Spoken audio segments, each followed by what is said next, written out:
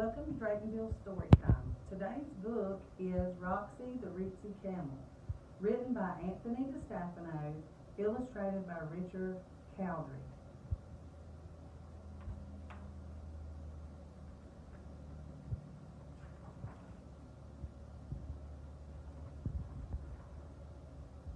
Roxy the Camel was ritzy and vain.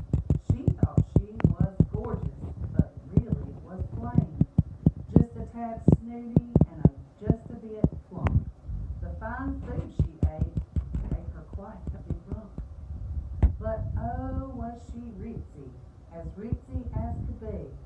She loved jam and crumpets and afternoon tea, with jewels around her neck and earrings of pearls, and ruby red lipstick like all the rich girls. She had a big mansion, a butler and maid, a wardrobe of furs, fancy leather and suede. She lived in a desert, as all camels do, which can be delightful, but difficult too. There's sand in the desert, no flowers or trees, no cool windy weather, not even a breeze. And worst thing of all, no clouds fill the sky, so rain never falls and everything's dry. No water for the bathtub, no water for the sink, no water for the swimming pool, no water left to drink. No water left for Roxy, not even one drop. And when there's no water, life comes to a stop. So Roxy decided to find a new home, to leave her big mansion and go off alone. She'd heard of a city all her life long, ruled by a king, wise, good, and strong. A great king of kings, loving and true, his home was a paradise, shining and new. A bright, sparkling city of beauty untold, with walls made of emeralds and streets paved with gold. And flowing from rivers and streams everywhere was life-giving, crystal clear water to spare. But before Roxy left, she packed and got dressed, and being so ritzy, she just packed the best. Scarves made of silk, hundreds of shoes, a room full of pocketbooks, so hard to choose.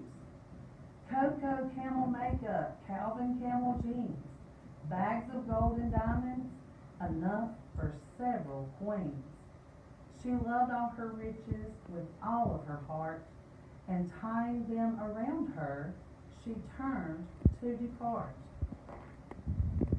But out in the desert, there's not any road, and traveling's not easy with such a big load. So Roxy grew tired and weary and weak. Her mouth was so dry, she barely could speak. For 40 long days and 40 long nights, she carried her bundles with no hope in sight. By the time she arrived at the great city's wall, she felt so exhausted she thought she would fall. But at least she was here and set to go in. Her wondrous new life was about to begin. She ran to the gate and tried to go through, but the hole was too tiny. It just wouldn't do. She pushed and she wiggled without any luck. She squeezed in so tight her bottom got stuck. She just couldn't fit. There wasn't a doubt. So Roxy reluctantly backed her way out. It's not right and not fair, she moaned and she cried. This gate wasn't made for a camel so wide.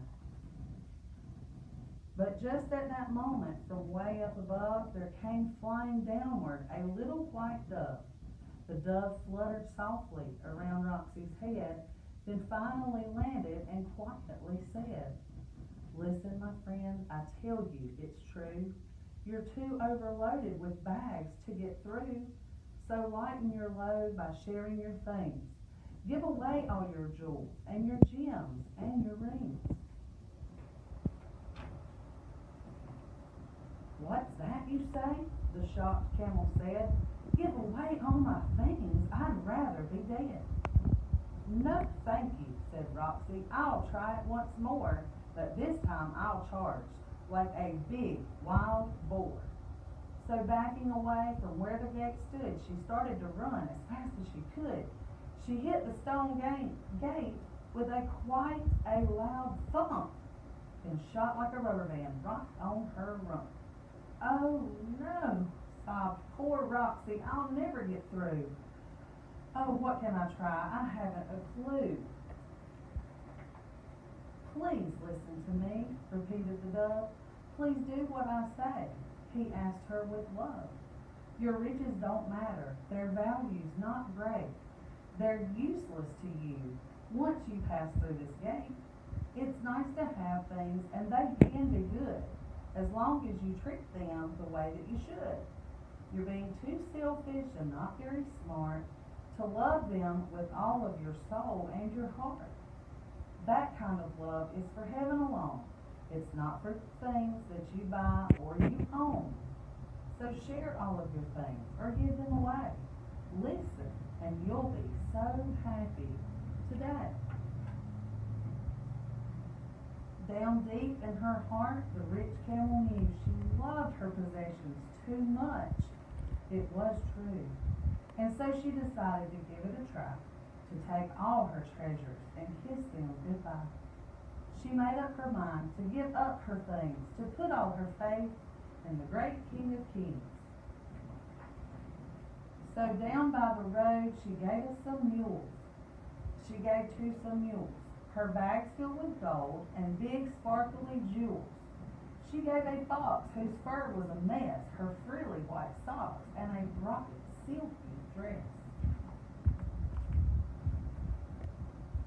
She gave to a slow and lonely old tortoise a diamond tiara that really looked gorgeous.